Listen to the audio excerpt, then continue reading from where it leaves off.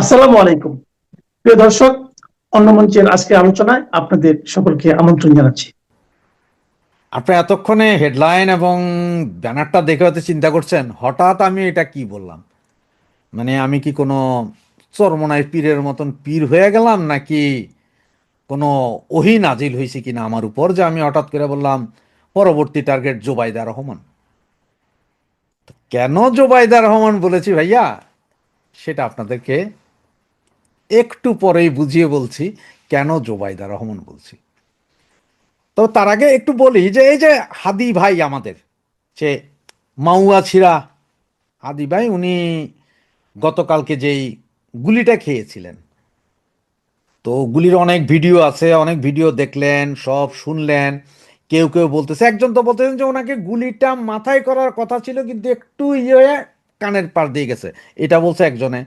আবার ওই যে কি র্যাবে না পুলিশে চাকরি করছে ওই বেটা বলছে যে আমি জানতাম হাদি ভাই নেক্সট, আমি হাদি ভাইকে বলেছি, হাদি ভাই শুনেননি, আমি অনেককে বলেছি শুনেননি, কিন্তু আমি জানতাম হাদি ভাই নেক্সট, আমার সোর্স বলেছে। তার মানে তাহলে আমরা কয়জন পাইলাম? একজন হচ্ছে নুরুল হক নুরুর সেক্রেটারি রাশেদ খান। খান মানে হচ্ছে কিন্তু বিহারি, যত পাকিস্তানি আছে সব শালা খান। মানে আমার খান, কারো নামের পিছে খান শুনলে হে আর বাঙালি না আমার হিসাবে, শালারা বিহারি। আর এই বেটা দাড়িয়াল খান। তো এদের দুইজনেই, একজন কইছেন 50 জন আর উনি কইছেন যে হাদি। এবং উনি কিন্তু হাদির কথা কিন্তু হাদি গুলি খাওয়ার ঠিক 3 ঘন্টা না 4 ঘন্টা আগেও বলছেন এই শালায়।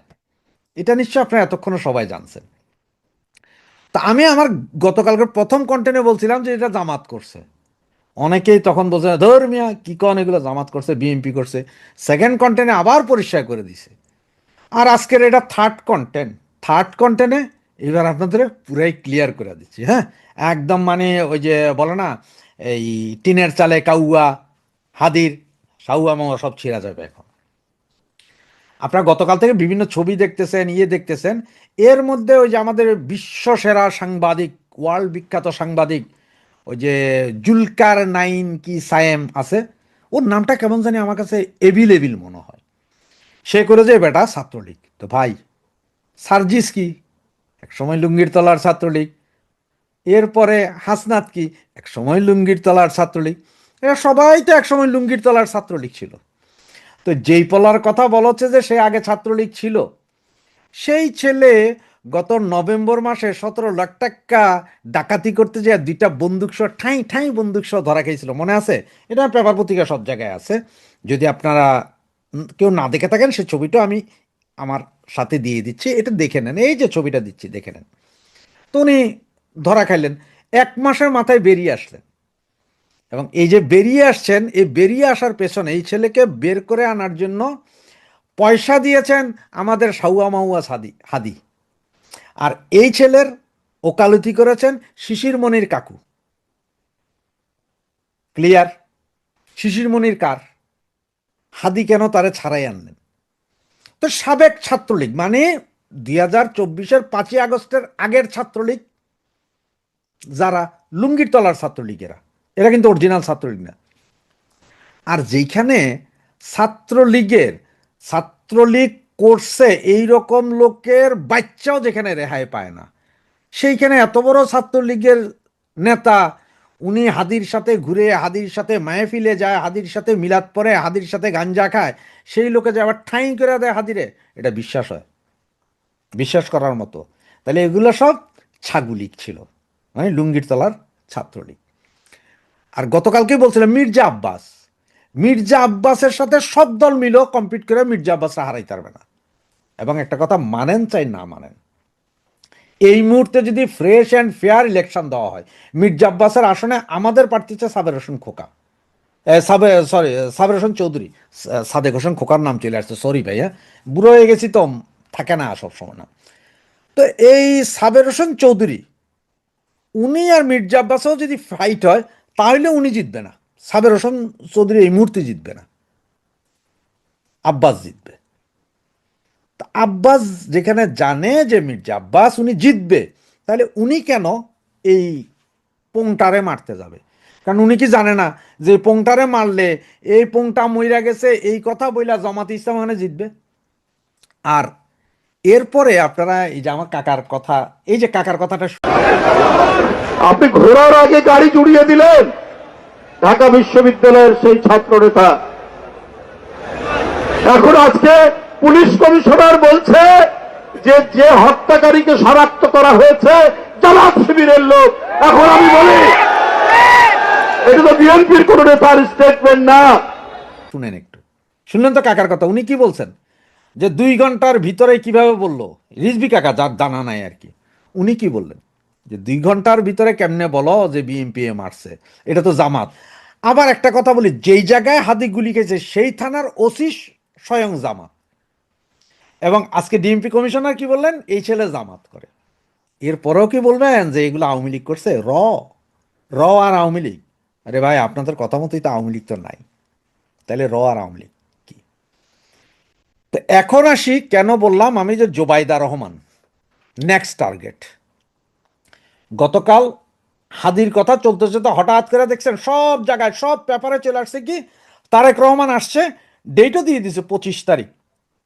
তার মানে হাদিকে নিয়ে কোনো আলোচনা না হোক, যেহেতু আওয়ামী লীগের ঘাড়ের উপর দোষ চাপাইছে, সুতরাং এগুলো নিয়ে যাতে কথা না বলে, সবাই যাতে লাইগা থেকে বাইয়া আসছে 25 তারিখ, বাইয়া আসছে 25 তারিখ, এগুলো নিয়ে যাতে কথাবার্তা বলে, কন্টেন্ট যাতে 25 তারিখের হয়, এগুলো নিয়ে বলা হচ্ছে যে বাইয়া আসছে 25 তারিখ। হাদি চুপ। হাদি তো গেছে কোথায়? হাদি তো হসপিটাল। 14 তারিখ হাদি মৃত্যু দিবস, 16 তারিখ খালেদা মৃত্যু দিবস, আমি এটা ফেসবুকেও বলছিলাম। তা ভাইয়া আসছে একটা রব তুলে দিছে, মানে হাদি ভুলে যাও। এখন আমার প্রশ্ন হচ্ছে যে এই যে জোবেদা রহমান যে এখন ইয়েতে যাচ্ছে না, কোথায়, হসপিটালে যাচ্ছে ওনার শাশুড়িকে দেখতে, যেহেতু বিদেশ থেকে এসে শাশুড়ি চিকিৎসায়, যে কোনো মুহূর্তে হয়তো দেখবেন যে জামাত ইসলাম জোবেদা রহমানের গাড়িতে আক্রমণ করবে।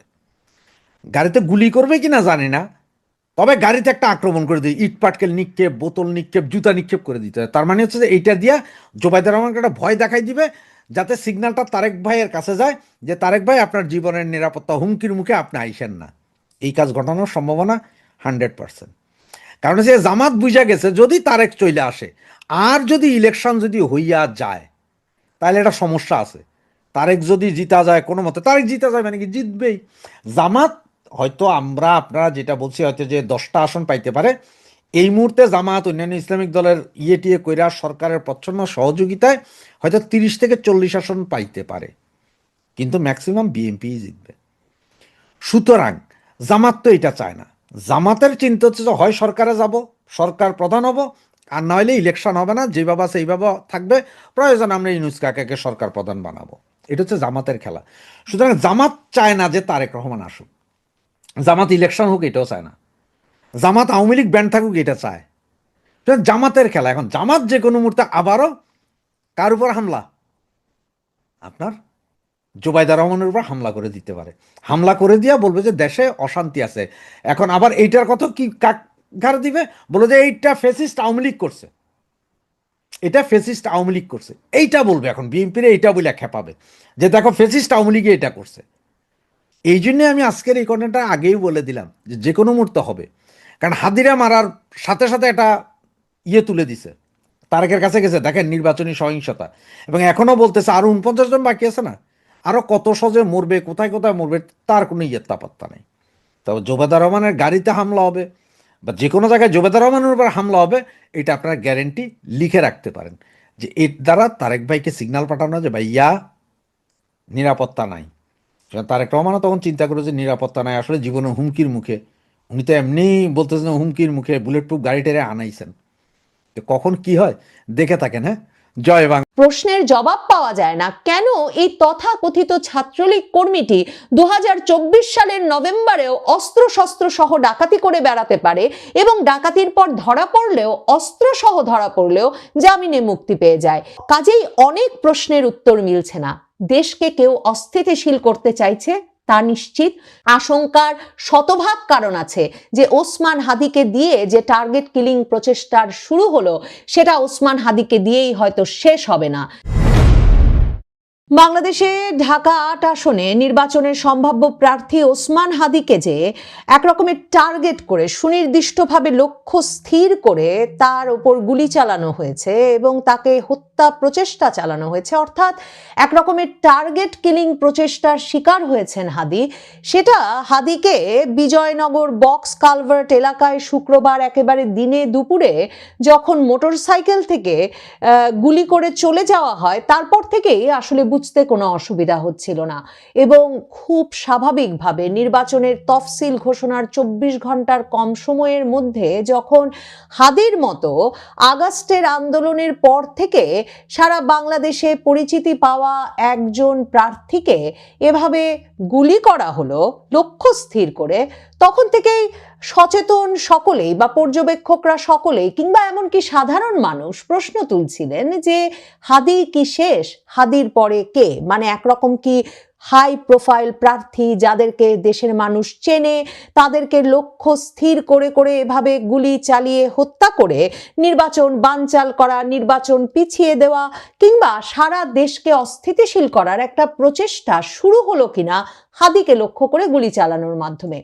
হাদিদের এক রকমের রাজনৈতিক সহকর্মী গণ অধিকার পরিষদ ভিপি নুরুর যে দল, নুরুল হক নুরুর দল গণ অধিকার পরিষদ, তার যে সাধারণ সম্পাদক রাশেদ খান, এই রাশেদ খান হাদির ওপর গুলি চলার মানে শুক্রবারের ৩ দিন আগেই তিনি ঝিনাইদহে গত ৯ই ডিসেম্বর এক সভায় গিয়ে নির্বাচনী জনসভায় গিয়ে বলেছিলেন যে নির্বাচন বানচালে ৫০ জন প্রার্থীকে টার্গেট কিলিং করা হবে এবং তখন সেটা কিন্তু পত্রিকায় শিরোনাম হয়েছিল, যেমন ধরুন ইত্তেফাক পত্রিকায় শিরোনাম করেছে এবং তারা সেদিনই লিখেছিল, সেই ৯ তারিখেই লিখেছিল যে গণ অধিকার পরিষদের কেন্দ্রীয় সাধারণ সম্পাদক রাশেদ খান বলেছেন যে গণ অভ্যুত্থানের পর যে নির্বাচন হচ্ছে সেই নির্বাচনে প্রত্যেক দলের প্রার্থীদের নিরাপত্তা দেওয়া সরকারের দায়িত্ব, কারণ আওয়ামী লীগের এক ধরনের চক্রান্ত রয়েছে যে যারা নির্বাচন করার জন্য প্রস্তুতি নিচ্ছে এরকম ৫০ জন প্রার্থীকে টার্গেট কিলিং করা হবে।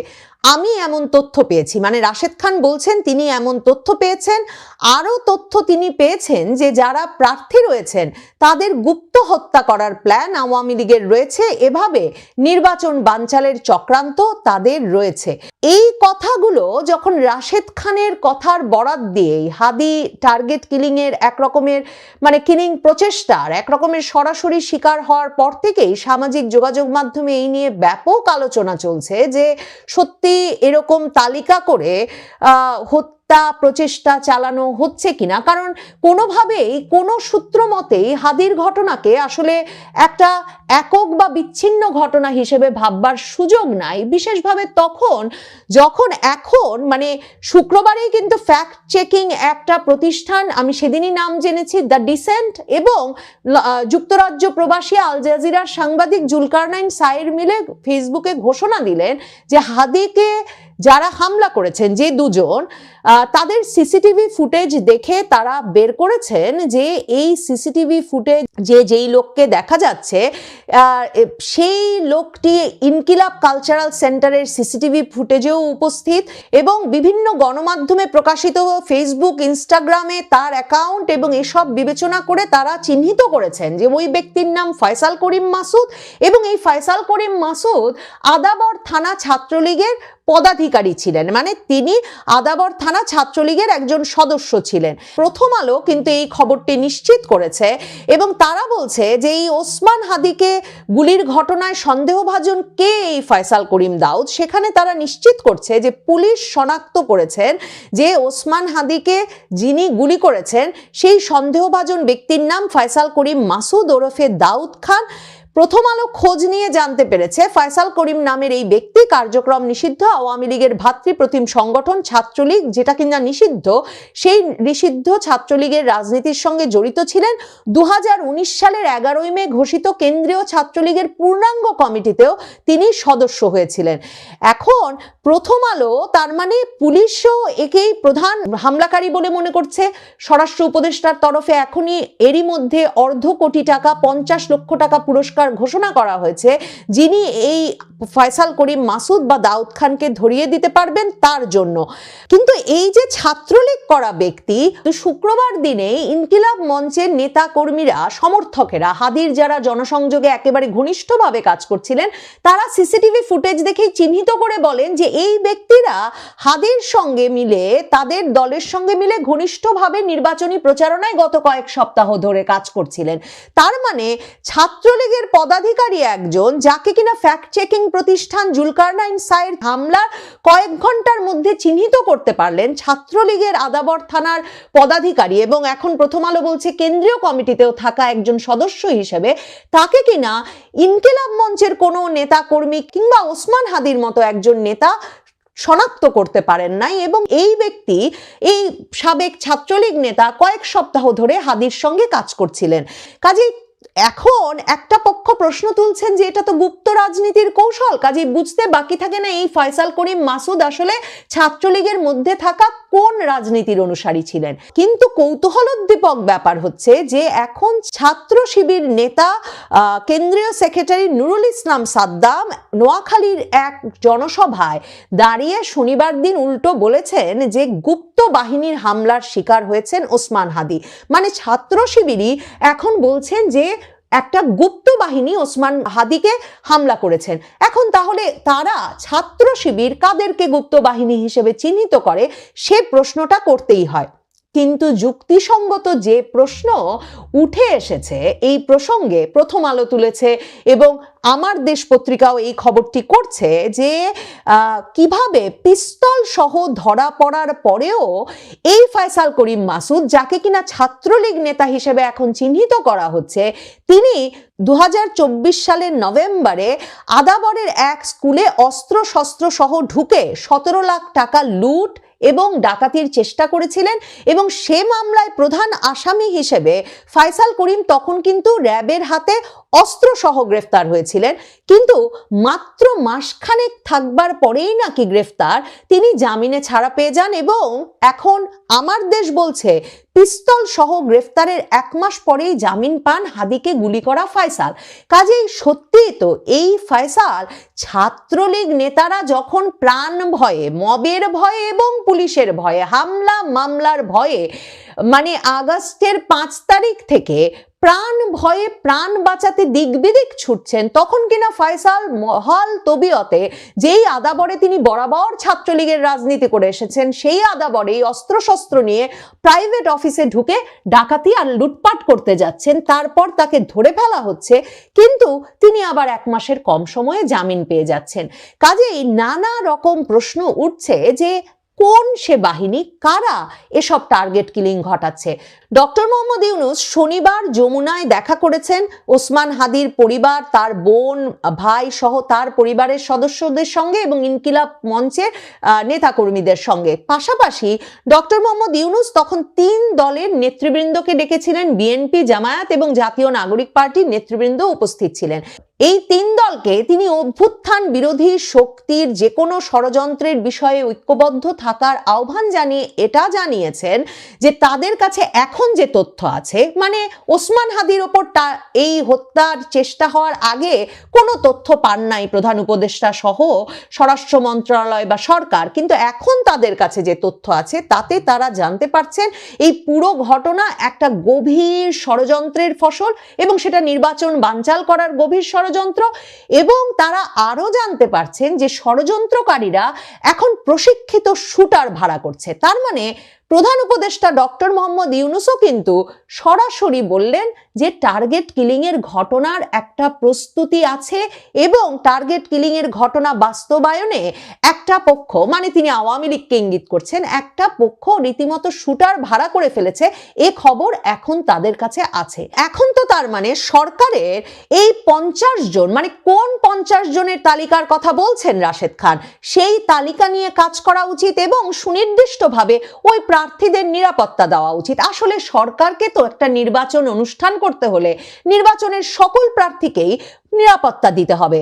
আমার দেশ পত্রিকা মানে বাংলাদেশের শীর্ষস্থানীয় জামায়াতপন্থী পত্রিকা যেটির একরকম ওই রাজনীতির বয়ান এবং ওই রাজনৈতিক শক্তিটির কাছে যেসব খবর আছে তারা কি করে বিভিন্ন খবর বিশ্লেষণ করছে সেটা বুঝতে যে পত্রিকাটি পাঠ অত্যন্ত গুরুত্বপূর্ণ। যেই পত্রিকার সম্পাদক মাহমুদুর রহমান শনিবার হাদির ওপর হামলার প্রতিবাদ সমাবেশে গিয়ে বলেছেন যে তিনি হাদি সুস্থ না হওয়া পর্যন্ত, অর্থাৎ সম্পাদক মাহমুদুর রহমান বলেছেন যে তিনি ওসমান হাদি সুস্থ হয়ে না ফেরা পর্যন্ত হাদির সকল অসমাপ্ত কাজ তিনি সমাপ্ত করার চেষ্টা চালিয়ে যাবেন।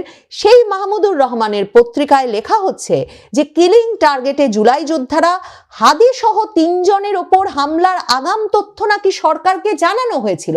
তার মানে ডক্টর ইউনূস যে এখন বলছেন যে এখন তাদের কাছে তথ্য আছে, কথাটা তার মানে ঠিক নয়।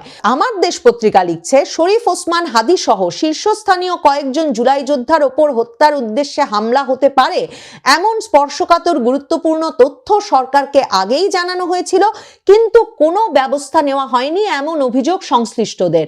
আমার দেশ বলছে যে টার্গেট কিলিং এর তালিকায় হাদি ছাড়াও এনসিপির হাসনাত আব্দুল্লাহ এবং আমার বাংলাদেশ এবি পার্টির সাধারণ সম্পাদক ব্যারিস্টার আসাদুজ্জামান ফুয়াদ সহ আরো কয়েকজন জুলাই সংগঠকের ওপর হামলার সুনির্দিষ্ট তথ্য পাওয়া যায়। পত্রিকাটি লিখছে যে সেপ্টেম্বরে যুক্তরাজ্য প্রবাসী জনৈক আইনজীবীর সূত্রে প্রাপ্ত এ সংক্রান্ত তথ্য যথাসময়ে সরকারের গোয়েন্দা সংস্থা সহ উচ্চ পর্যায়ের কাছেও পৌঁছে দেওয়া হয়। এমনকি খোদ ওসমান হাদি সহ 3 জুলাই যোদ্ধা নিজেরাই হুমকির বিষয়টি সরকারের দায়িত্বশীলদের নজরে আনেন। আইনজীবী বলেছিলেন যে তিনি পেশাগত কাজে বিশ্বের কয়েকটি দেশের গুরুত্বপূর্ণ সিকিউরিটি এজেন্সির সঙ্গে যুক্ত থাকায় তার কাছে স্পর্শকাতর এসব তথ্য এসেছিল, কিন্তু দ্রুততম সময়ে এসব বিষয়ে প্রয়োজনীয় ব্যবস্থা নেওয়া না হলে বিপদ আসন্ন বলে সতর্ক করলেও কোনো ব্যবস্থা নেওয়া হয় নাই।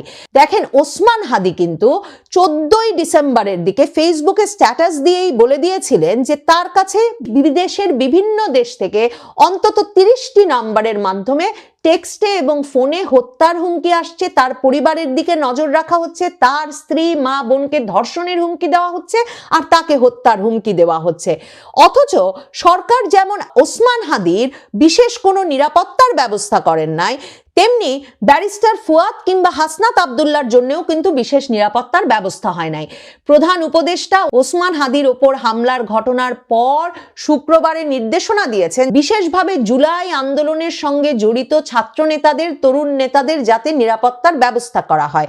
আর স্বরাষ্ট্র উপদেষ্টা শনিবার ঘোষণা দিয়েছেন যে নির্বাচনে যারা প্রার্থী হচ্ছেন তারা যদি চান তাদেরকে অস্ত্রের লাইসেন্স দেওয়া হবে।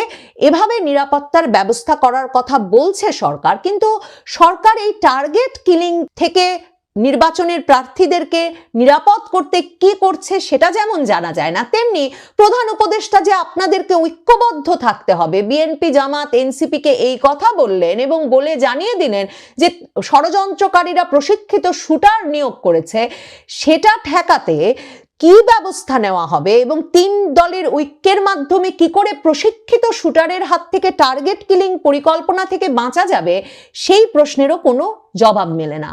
জবাব মেলে না যে প্রধান উপদেষ্টা, জাতীয় নাগরিক পার্টি, রাশেদ খান এরা ঢালাওভাবে আওয়ামী লীগকে দোষারোপ করতে চাইছেন বটে, কিন্তু ছাত্রলীগের যেই কর্মীটি ওসমান হাদির সঙ্গে মিলে তার নির্বাচনী প্রচারণায় জড়িত হয়ে পড়েছিলেন, তিনি এত বহাল তবিয়তে নিরাপদে কি করে ঘুরছিলেন? কেউ কেন তাকে চিহ্নিত করে পুলিশের হাতে সোপর্দ করলো না? ওসমান হাদি কেন তার সঙ্গে ঘনিষ্ঠভাবে নির্বাচনের প্রচার কাজ চালিয়ে যেতে রাজি হলেন? প্রশ্নের জবাব পাওয়া যায় না। কেন এই তথাকথিত ছাত্রলীগ কর্মীটি 2024 সালের নভেম্বরেও অস্ত্রশস্ত্র সহ ডাকাতি করে বেড়াতে পারে এবং ডাকাতির পর ধরা পড়লেও, অস্ত্র সহ ধরা পড়লেও জামিনে মুক্তি পেয়ে যায়?